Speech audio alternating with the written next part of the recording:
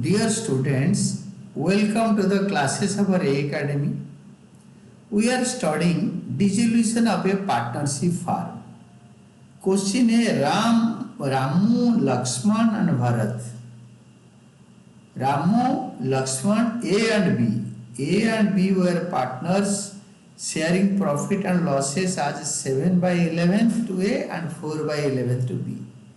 They dissolved the partnership on 30th May of the current year.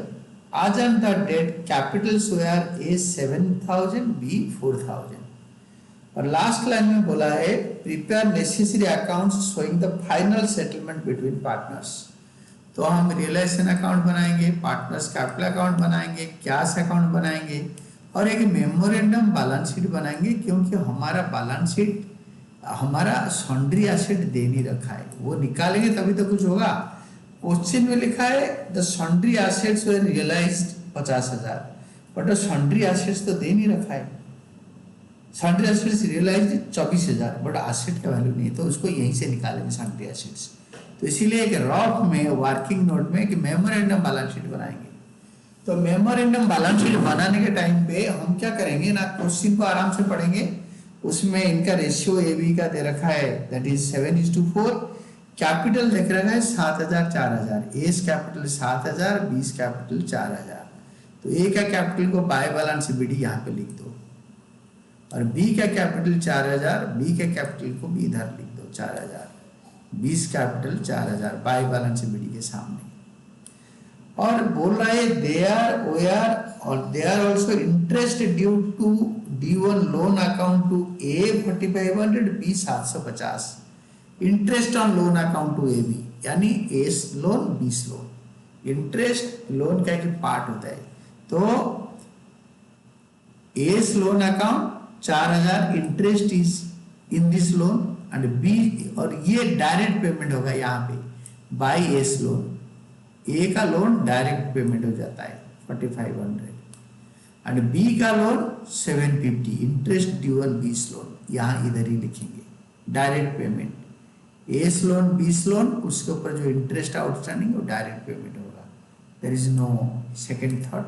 ये हो गया आपके, ये लायबिलिटी में आएगा, इधर भी हो जाएगा. फिर क्वेश्चन को आगे पढ़ते हुए हमें मिलेगा The other liabilities amounted to 5,000. Other liability इधर लिखो मेमोरेंडम बैलेंस शीट में और इसको ट्रांसफर कर दो by other liabilities. You can say simply liabilities 5,000. The assets provided to have been undervalued in the last balance sheet and actually realized 24,000. Asset 24,000 बिक रहे, asset तक का तो वैल्यू नहीं है ना. हमने इसको बनाया क्यों? क्योंकि एसेट का वैल्यू निकालने के लिए. तो आप लायबिलिटी टोटल करा, इसको एसेट में साइड में लिखो.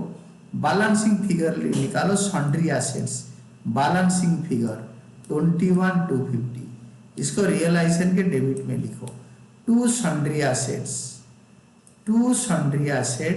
21,250 and the assets realized by bank account, asset realized 24,000. हम ऐसे लिखेंगे, पहले लिखेंगे सॉन्ड्री एसेट्स निकालेंगे, इसको निकाल के इसको यहीं लिखेंगे. To sundry assets 21,250 by bank account, asset realised 24,000. 24,000 को इधर लिखेंगे bank by cash account. Bank तो बना नहीं रहे, कैश टू रियलाइजेशन. तो कैश अकाउंट में to realisation account 24,000 like this. 24,000 कहाँ से आया, मैं आपके लिए लाइन दे दिया, लाइन मार्क कर दिया. और इसके बाद क्वेश्चन हो गया साइलेंट, एवरीथिंग इज साइलेंट. तो लायबिलिटी साइड क्रेडिट साइड बड़ा है, टोटल करो 29,000. और इसको पे टोटल करने से पहले लायबिलिटी को कंपल्सरली पे करना होता है. To cash account liabilities paid 5,000. Journal entry है realisation account debited to cash account. Cash में by realisation account 5,000.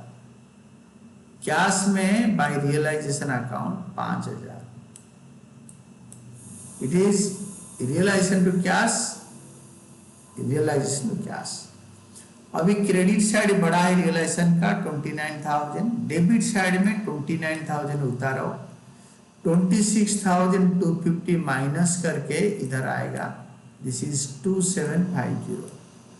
To capital accounts, profit and realization in ratio of A is to B 7:4. A का आएगा 2750 into 7/11, B का आएगा 2750 into 4/11. तो this is 7:4. Realization account debited to capital accounts. Capital account में by realization account.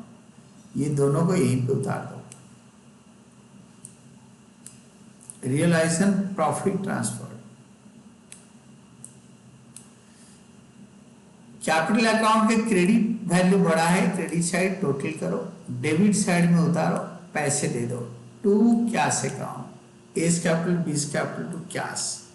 Cash account में by A's capital by B's capital, ये दोनों को लिख दो, by A's capital B's capital, ये दोनों को लिख दो, और कैश अकाउंट को आराम से टोटल करो.